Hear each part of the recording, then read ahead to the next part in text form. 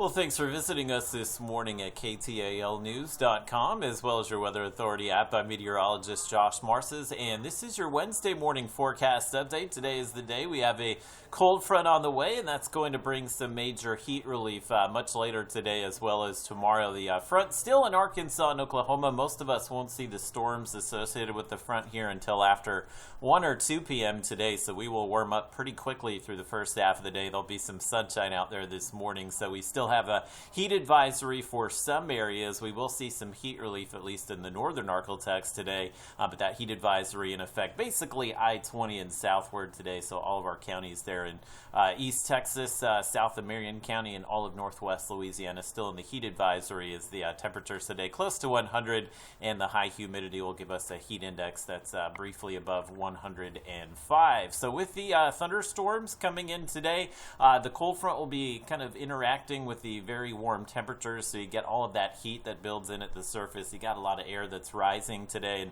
as the air is kind of sucked up into these storms, it cools and then falls to the earth pretty quickly, so we can get some of those strong downburst winds. And that's the reason we are in the marginal risk outlook. Again, widespread severe weather not expected today, but we could see 1 or 2 storms that bring some damaging wind gusts, the kind of wind that could cause some power outages or maybe snap some tree limbs. So it's not going to be a widespread issue, but we could see, again, just some isolated damage reports from some of the storms later today. Look at your Robbins Toyota Futurecast. Has pretty good handle on the timing. If anything, we'll probably see the storms fire up a little bit later than what is being depicted, but we're showing the front into I-30 by about 2 p.m. today. It may lag just a few hours behind, so don't be surprised if those storms fire up until a little bit later. Again, we have a lot of the schools back in session starting today, especially in the Texarkana area, so make sure the kids have an umbrella as they are headed off to school today when they get off of class. If they have a walk home from maybe the bus stop or the actual school building itself, could have some downpours out there. And again, Futurecast showing the storms across much of Texas and Louisiana